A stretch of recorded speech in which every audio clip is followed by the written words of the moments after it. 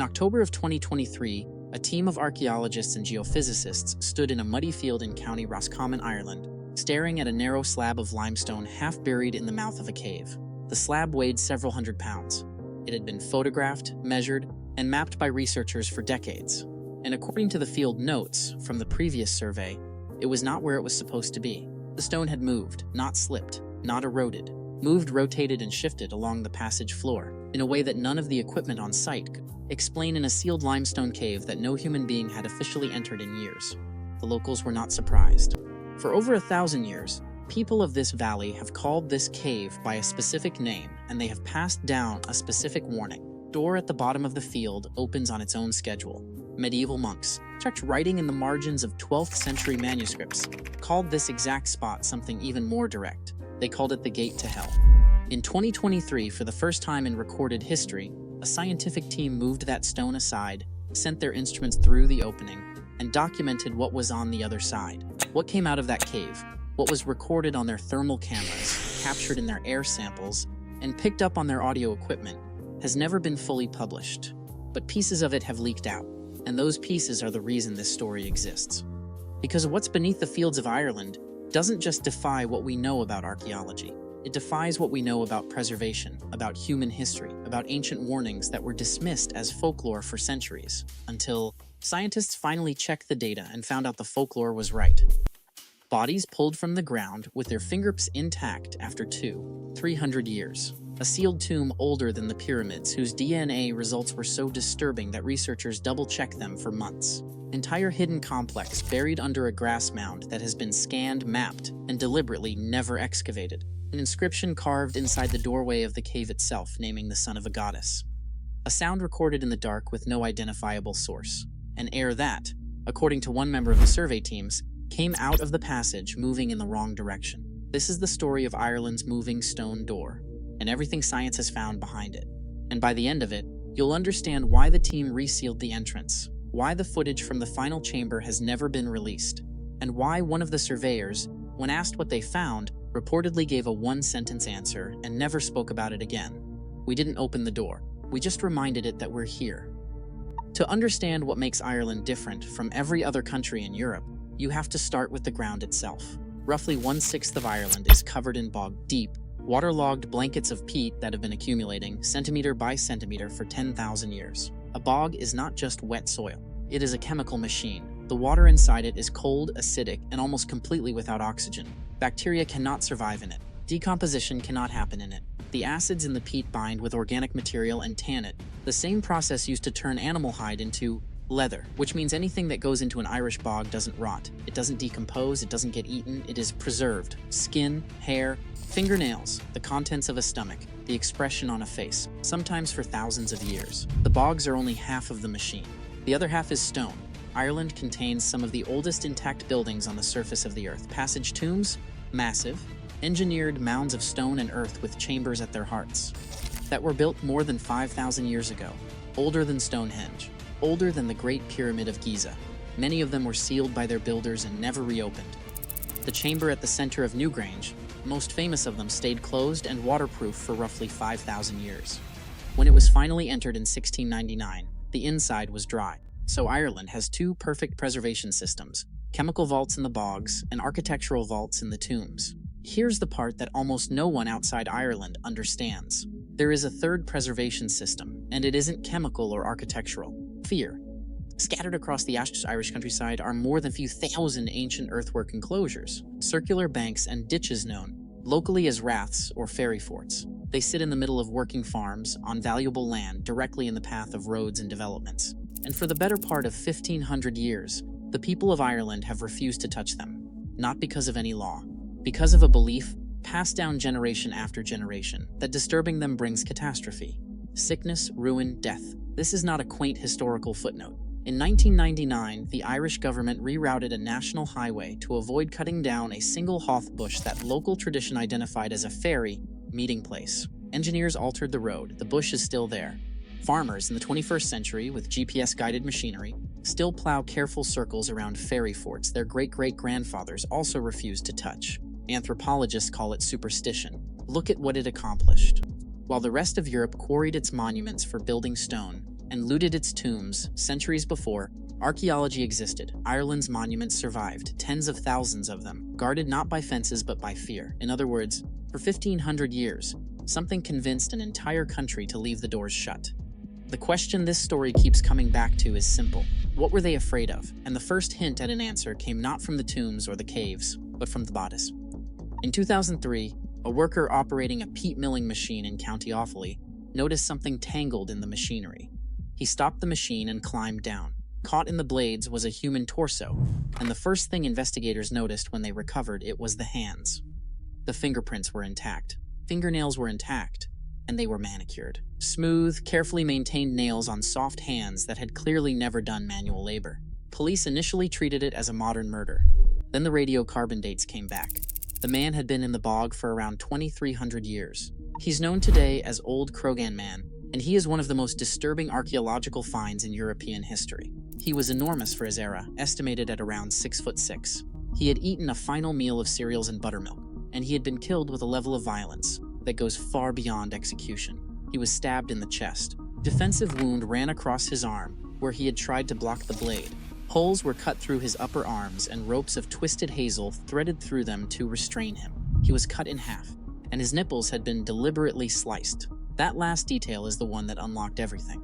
In ancient Irish tradition, sucking a king's nipples was a formal gesture of submission, the way a subject acknowledged their ruler. Cutting a man's nipples did something very specific. It made him incapable of ever being king. Old Crogan Man wasn't murdered. He was unkinged, ritually destroyed, and placed in the bog on what was then a tribal boundary. And he isn't alone. A few months earlier, in a few counties over, another body had surfaced. Oweynagat man, killed by axe blows to the head, his body open, his hair still styled, held in place by a gel made of plant oil and pine resin. Chemical analysis traced the resin's origin to northern Spain or southwestern France. 300 years before Christ, this man was wearing imported continental hair product. Researchers believe he raised his hair to appear taller. He was in life a small man of high status. In death, he was the same thing Old Crogan Man was, a ritual deposit, killed multiple times over, placed at a boundary. And in 2011, a third body emerged from a bog in Lowys. Cashel Man, his arms still flexed, his spine broken, his body covered in deliberate wounds. He is 4,000 years old, the oldest flesh bog body ever recovered in Europe. He died 1,000 years before the other two, in the same manner, for what researchers believe is the same reason. The leading theory, developed at the National Museum of Ireland, is that these were failed kings, rulers sacrificed to the land itself when their reign brought famine or defeat, killed in threes, wounded, strangled, drowned. Because the death had to satisfy more than one recipient, the bodies were then given to the bog, not buried, given, posited at the boundaries of kingdoms, at the edges of the human world, as payment to whatever was on the other side. Stop and consider what that means. For at least 2,000 years, from Cashel Man to Old Crogan Man, the people of ancient Ireland maintained an unbroken ritual practice of feeding their most important men to the ground at the edges of their territory. Whatever they believed was receiving those offerings, they believed it consistently, across 100 generations, and they marked its front door. Because the boundaries weren't the only places ancient Ireland made offerings. There was one place considered more dangerous than every boundary in the country combined, a place the medieval scribes, Christian monks, men professionally committed to dismissing pagan belief, still refused to describe as mere legend, a narrow cave in a field in Roscommon, behind a stone that doesn't stay still. The cave is called Oweynagat, in Irish Oweynagat, the Cave of the Cats. It sits at Rathcroghan, in County Roscommon, the ancient royal capital of Connacht, the seat of the legendary warrior Queen Medb, and one of the most important ceremonial landscapes in all of Europe. From the surface, it's almost insulting. A muddy slit in the ground, barely wide enough for an adult to crawl through. Half hidden under a hawthorn tree at the edge of a field, tourists walk past it. Cattle graze over it. The medieval manuscripts describe it differently. In the 12th century Book of Lines, in tales that were already ancient when they were written down, this cave is given a title that no other location in Ireland receives. It is called the Doorway of the Otherworld. One Christian scribe, writing in the margins, was more blunt. He called Oweynagat the gate to hell of Ireland. The stories about what comes out of it are specific. The Morrigan, the Irish goddess of death, war and prophecy, emerges from Oweynagat at Samhain, driving her otherworldly cattle back into the dark. A monstrous three-headed creature, the Ayen Treshin, comes out of it to lay waste to the country. Flocks of unearthly birds emerge, whose breath withers crops. Herds of supernatural pigs pour out of it that cannot be counted. Every attempt to number them comes out different, and where they pass, nothing grows for 7 years, and the stories agree on the timing. The cave opens at Samhain, the night of October 31st, when the boundary between worlds goes thin. Samhain is the festival that, carried across the Atlantic by Irish emigrants, became Halloween, which means the night when millions of children dress as monsters and knock on doors, traces directly back to this field in Roscommon, to the night when, according to tradition, the things inside Oweynagat knock on ours. For centuries, all of this was catalogued as mythology. Then someone crawled inside with a light and found the inscription. Just inside the entrance, carved into the underside of the stone lintel, the slab that forms the roof of the doorway itself, is a line of agam, the ancient Irish script of notches and strokes used between roughly the 4th and 6th centuries. The inscription is real. You can see it today, and the most widely accepted reading of it is a dedication, Vrechi Maki Medvi, of Freyk, son of Med, goddess queen of Connacht herself. Think about what that artifact actually is. Some 1500 years ago, a literate person, and literacy then meant elite status, crawled on their stomach into a pitch-black cave that their entire civilization identified as the entrance to the world of the dead, and carved a royal name into the doorframe, not on a monument outside where it could be seen and admired. Inside, facing down the passage, like a name on a doorbell, or a warning addressed to whatever might be coming up the other way. And then there's the stone itself, the detail that gave this video its name. The entrance to Oweynagat is partially blocked by displaced slabs, and local tradition has insisted for generations that the mouth of the cave is never quite the same twice. Visitors describe the entrance as larger or smaller than their last visit. Guides reportedly photograph the entry stones at the start of each season. According to accounts from those working at the site, the position of the largest slabs has shifted between surveys. Movement in a sealed, geologically stable limestone passage, with no recorded earthquake, no flooding, and no explanation that has ever been published. A door that moves on its own would be remarkable anywhere. At the entrance to the Gate of Hell, it reads less like geology, and more like something the original builders were trying to tell us. Because here's what the surveys found when they finally looked beneath the field around it. The cave isn't alone down there. The basement door of something enormous. Rathcroghan doesn't look like much from the road. The centerpiece of the site is a large, flat-topped grass mound about 90 meters across. Sheep graze on it. For 200 years, antiquarians assumed it was a burial mound, and for 200 years, nobody dug.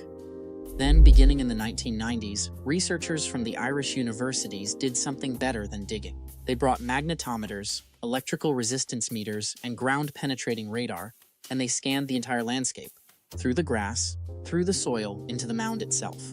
What came back stunned them.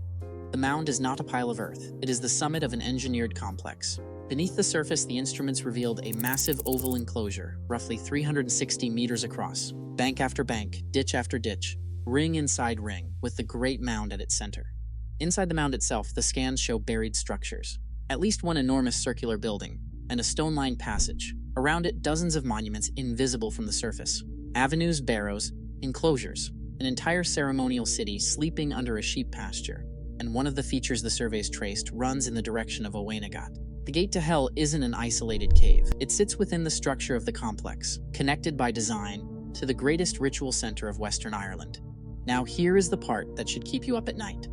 Rathcroghan has never been excavated. Not the mound, not the buried temple, not the passage. One of the most significant archaeological complexes in Europe, fully mapped, precisely located, and deliberately left sealed.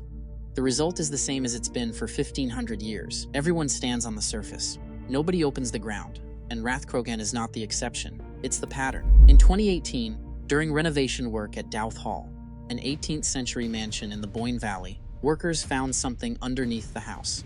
Georgian aristocrats hadn't built on a hill. They had built on a 5,500-year-old megalithic passage tomb, hidden in plain sight for 2.5 centuries, its carved curbstones still in place beneath the lawns. That same summer, record drought scorched Ireland's fields, and as the grass died, the past surfaced. Drone pilots and survey aircraft photographed dozens of previously unknown monuments appearing as ghostly outlines in the parched crops, including a massive ceremonial henge a few hundred meters from Newgrange that no living person had ever seen. It had been there under the grass the entire time. Every time anyone looks beneath the surface of Ireland, with radar, with drought by accident, they find more monuments, more enclosures, more sealed chambers. The country is not dotted with ancient sites. It is paved with them, and almost all of them remain exactly as their builders left them, closed. which raises the obvious question: the handful of chambers that have been opened, what was inside them?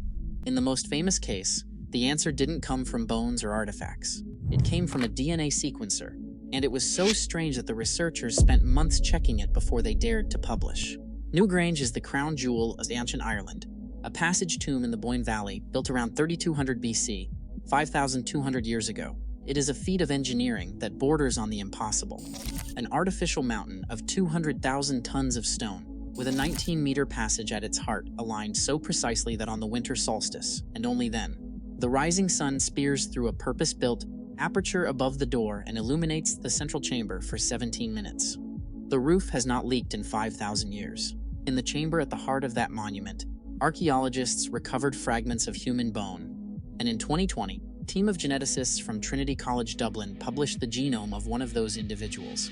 An adult man interred in the most sacred spot of the most important monument in prehistoric Ireland, in the journal Nature. The DNA showed something the researchers initially struggled to believe. The man's parents were first-degree relatives, brother and sister, or parent and child. That is not a data point you find by accident, and it is not a private shame you would expect to find enshrined at the center of a national monument. Across human history, socially sanctioned incest at that level appears almost exclusively in one context: god kings, Egyptian pharaohs, Inca emperors, Hawaiian royalty. Rulers considered so divine that only their own bloodline was pure enough to marry into. The chamber at Newgrange wasn't just a tomb. It was the resting place of a man whose dynasty considered themselves Zods, and the wider study found his distant relatives buried in elite tombs across Ireland, a web of sacred kings ruling the island 5,000 years ago. Now, here is where this story stops being archaeology and becomes something else. There is a medieval legend about the Boyne Valley tombs, written down around 800 years ago, explaining the name of the hill at Douth, the next mound over from Newgrange. The story goes like this. The king needed a tower built in a single day, so his sister cast a spell to freeze the sun in the sky. The work continued in the endless daylight until the king broke the spell by committing incest with his sister. The sun set, the work stopped, and the place was named Ferda Cuile, the Hill of Sin. Read that again. A solstice monument, a building literally constructed to manipulate the sun, a royal brother and sister. Incest at the heart of the story. Medieval scribes recorded that legend roughly 4,000 years after Newgrange was sealed. They had no excavations, no radiocarbon dating, no genetics, and yet the story they wrote down contains a solar engineering dynasty and royal sibling, incest. The precise, unguessable combination that a DNA laboratory confirmed in 2020. The geneticists themselves flagged the parallel in their paper. They had no explanation for it, except the obvious one, which is also the impossible one. An oral tradition preserved a specific genetic fact across 5,000 years. Sit with what that implies. If the story survived intact for 5 millennia, if the folklore is not fiction but compressed memory, then every other story in the Irish tradition deserves a second look. The stories about kings fed to the bogs verified by the bodies. The story about the Sun dynasty and its incest, verified by the DNA, which leaves one more category of story, told about one specific place, with more consistency and more dread than any other. The stories about what lives behind the stone door at Oweynagat, and those no laboratory had ever tested until 2023. Before we go back to Roscommon, you need to understand one more thing: how tightly controlled Ireland's ancient underground actually is. Start with Newgrange itself. The dazzling white quartz wall on its facade, the image on every postcard, is not ancient. It was built in the 1970s, during reconstruction, based on one archaeologist's interpretation of where the quartz had fallen. Other experts have argued for decades that the wall is wrong, that the quartz may have been a plaza on the ground, not a wall, and that the most photographed prehistoric monument in Ireland is, in part, a modern guess. The state went ahead anyway. The wall stands. Debate is kept off the brochures. Access follows the same philosophy. You cannot walk into Newgrange's chamber. You are escorted in small, timed groups. The solstice event itself, those 17 minutes of light, is restricted to a handful of people chosen by lottery from tens of thousands of applicants. The Rathcroghan mound stays unexcavated, the temple under it stays sealed. The passage the radar found stays shut. Applications to dig at sensitive sites move through a licensing system that can, and does, simply say no. There are defensible reasons for every one of those decisions. Conservation is real. Excavation destroys what it studies. Pile the decisions on top of each other, and a pattern emerges that the official explanations don't quite cover. Drought revealed dozens of new monuments. Almost none have been opened. Douth Hall's tomb was partially examined, then quietly secured. Country that knows with pinpoint precision where its sealed chambers are, and leaves nearly all of them sealed. Ask the institutions, and they'll tell you it's prudence. Ask the old farmers in Roscommon, and you'll get a different answer, the same answer their families have given. For 1,000 years, some doors are closed for a reason. And in October of 2023, the one site in Ireland, the tradition explicitly names as a door, a survey team finally tested that proposition. 2023 survey of Oweynagat was supposed to be routine, part of a broader campaign to document the cave digitally before increasing tourist interest damaged it. The team brought laser scanners, environmental sensors, air sampling equipment, thermal cameras, and audio recorders. What follows is assembled from the fragments that have surfaced, conference remarks, second-hand accounts, and the recollections of people who were reportedly in the field that week. The full dataset has never been released. The first anomaly was the stone. Comparing their baseline scans against earlier photographic records, the team confirmed what the guides had been saying for years. Largest slab at the entrance had shifted, rotated several degrees, and displaced along the passage floor. There was no record of human intervention, no seismic event on file, no flood. A several hundred-pound stone in a stable cave had moved. That measurement, at least, is said to be unambiguous. The second anomaly was the air. Caves breathe. That part is normal physics. As barometric pressure changes, air flows in and out of cave systems. But when the team cleared the entrance and opened the inner passage, members of the crew described a sustained outflow of cold air moving against the pressure gradient, the cave exhaling when it should have been inhaling. A breathing cave with backwards lungs usually means one thing. The system is far larger than the mapped passage, with another entrance, or another chamber somewhere no one has found. The third anomaly was the sound. Audio equipment left running in the dark interior recorded, on multiple occasions, a low sustained tone centered near 110 Hz, with no machinery in range, no traffic, no identifiable source. And that number means something. In the 1990s, acoustic engineers measured the resonant frequencies of ancient stone chambers across Britain and Ireland and found them clustered around 110 Hz. A later neuroscience study found that exposure to sound at almost exactly that frequency shifts activity in the brain, quieting the language centers, tilting the mind toward the dreamlike states associated with trance and ritual. The chambers, in other words, appear to have been tuned, built as instruments designed to alter the consciousness of anyone inside. At Oweynagat in 2023, the instrument was reportedly playing with no one at the keys. The fourth anomaly came back from the laboratory. Air and sediment samples taken from the deepest accessible point of the cave were screened as a matter of protocol. According to accounts of the preliminary results, some of the microbial material could not be matched against standard databases.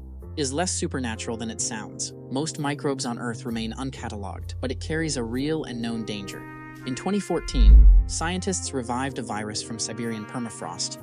After 30,000 years, it was still infectious. Sealed environments preserve more than artifacts. When you break a seal that has held since the Iron Age, the first thing that touches you is the air, and the air has been waiting longer than anything else. It was the fifth anomaly that ended the survey. On the final scheduled day, team positioned a thermal camera at the mouth of the inner passage, facing down into the dark, and withdrew to the entrance to run a long exposure environmental sequence. The cave was empty, the instruments were running. The field above was quiet. What happened next exists in two versions. The official version is short. The survey concluded ahead of schedule due to equipment issues. The entrance was stabilized and secured, and analysis is ongoing. 3 years later, analysis is still ongoing. No imagery from the final day has been released. The other version comes from the people who were reportedly there. It goes like this. Late in the afternoon, the thermal camera registered a heat signature at the bottom edge of the frame, at floor level, in the deepest part of the passage where the radar maps said the cave ended. The signature was low, elongated, and moving up the passage, toward the entrance, toward them. The first explanation was an animal, a fox, a badger, something denned in the dark. The entrance had been monitored for 9 days, and nothing had gone in. The signature was over 1 meter long, it was moving against the outflowing air, and it was coming from a depth that, according to every scan the team had made, did not exist. Then the entrance erupted. Witnesses in the field described a sudden violent rush from the mouth of the cave, a black, chaotic mass bursting out of the slit in the earth and scattering into the evening sky. Bats, almost certainly. The cave has always held them. That is the rational explanation, and it is probably the right one for that part of what happened. The people who were there note 3 details the rational explanation struggles with. Bats had not roosted in the cave in the 9 days of monitoring. Every animal carried in the same direction, away hard as if flushed. thermal signature on the camera below was still in frame after the swarm had gone. Still at floor level, still moving. It passed beneath the camera's field of view, at the threshold of the inner door, and the recording ends there. Not the battery, the recording. Team did not go back down. The entrance slabs were reset and reinforced, stabilized, in the official language, and the site was released back to the quiet of the field. The samples went to the lab. The data went into a drawer. The surveyor who had spent more days inside Oweynagat than anyone else on the team, when a colleague finally asked what they thought had happened, reportedly gave the answer you heard at the beginning of this story. The answer that has circulated quietly in Irish archaeological circles ever. We didn't open the door, we just reminded it that we're here. 6 weeks later came Samhain, the night the medieval texts say the cave opens, on its own whether anyone moves the stone or not. The night the Morrigan drives her cattle into the dark, that Halloween, visitors to Rathcroghan found the field around Oweynagat closed off for the first time in living memory. The official reason was ground conservation. The entrance stones were photographed that week, as they always are now, at the start of each season. They were not where the survey team had left them. So let's put it all together, because every piece of this story locks into every other piece, and the picture they form is the same picture. The people of this island have been trying to show us for 1,000 years.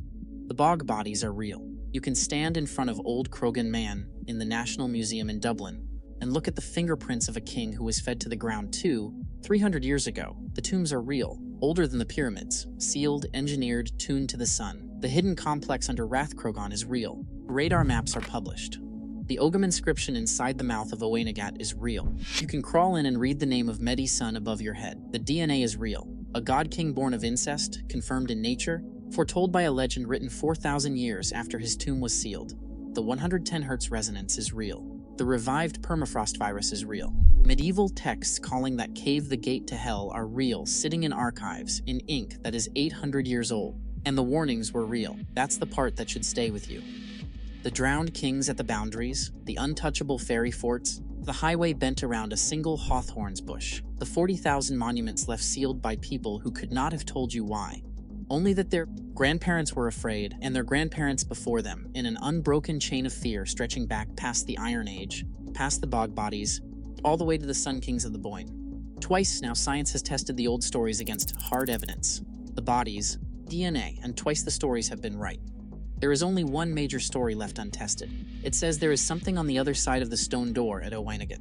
It says the thing is old. Older than the tombs, older than the kings, older than the name of the country itself.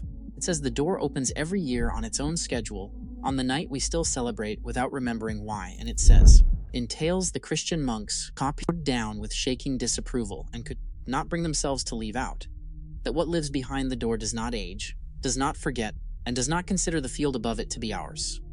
In 2023, for the first time in recorded history, we knocked. The instruments caught something answering. The footage has never been released.